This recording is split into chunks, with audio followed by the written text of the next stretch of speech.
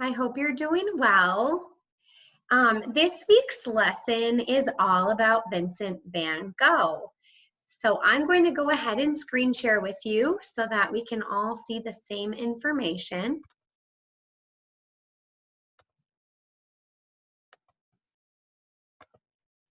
Okay, so here is the lesson. You're going to be looking at the artwork of Vincent van Gogh, and you're going to try to kind of recreate some work in his style using the same kind of marks.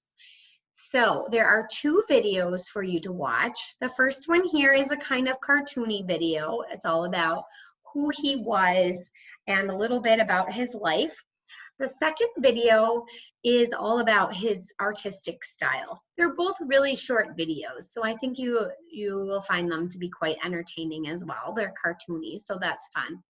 So the first part is to do this mark making activity. So there are 3 different drawings done by Vincent van Gogh. I printed one out here. If you have access to a printer, you can go ahead and print it out. Otherwise, if you don't, you can just use the computer and that's totally fine. You're going to find 4 different areas of the painting or the drawing that you want to reproduce. So I'm going to go ahead and just circle the areas that I'm going to try to recreate. I think that this one's really interesting over here. It'll be my first box. This is kind of cool down here. It's got some dots and some lines. I think I'm going to try to recreate this kind of cross hatching here, and I see it up here also. And this tree is really interesting to me as well, so I'm going to circle that. So you're going to find 4 different areas in the drawing, and you're going to use tools that you have laying around the house to recreate them. So if you have watercolor paints, you can use that to make marks. You could use tempera paint.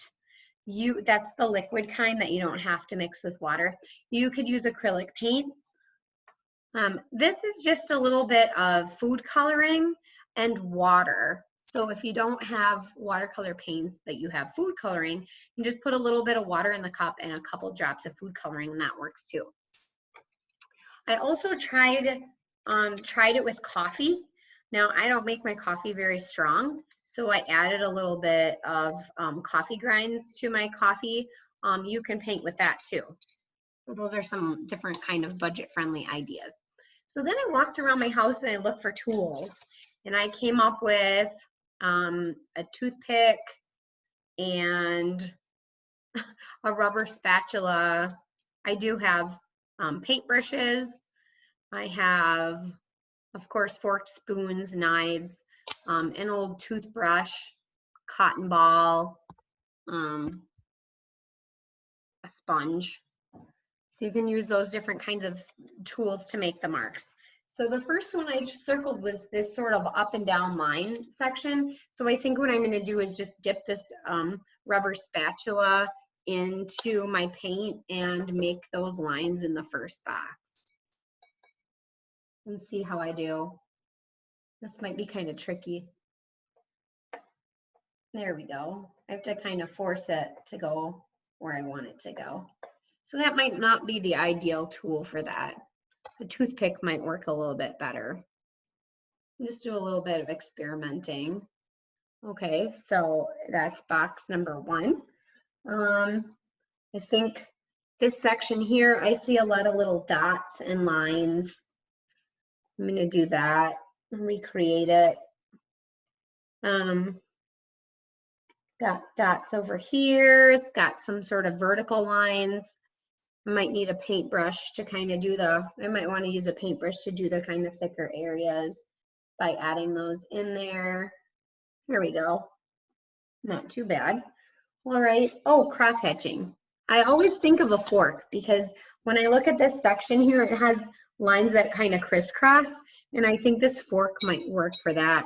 So I'm going to kind of drag my fork across, crisscross, make this kind of a cross hatching design. That worked pretty well. And then this last one in the tree, I'm going to experiment a little bit with my toothbrush here, dip it in the paint. And they're kind of going all different ways, so I might just kind of drag it across, maybe leaving the toothbrush a little more flat. And if it doesn't work out perfectly, that's okay. This is a learning process, so that's totally fine. You're just going to experiment with different things to try to recreate the different marks in the drawing. So that is part one. Part two is to find a photograph from a magazine, from the internet. I also included some on that link, on that Word document. And you're going to use some of those same tools from the part one to recreate the landscape. So I chose the very first one, and I just used some of the things I had laying around the house. I used a combination, kind of tricky to see. I used a combination of the fork and the toothbrush and the sponge for my clouds. Maybe I should zoom it in a little bit.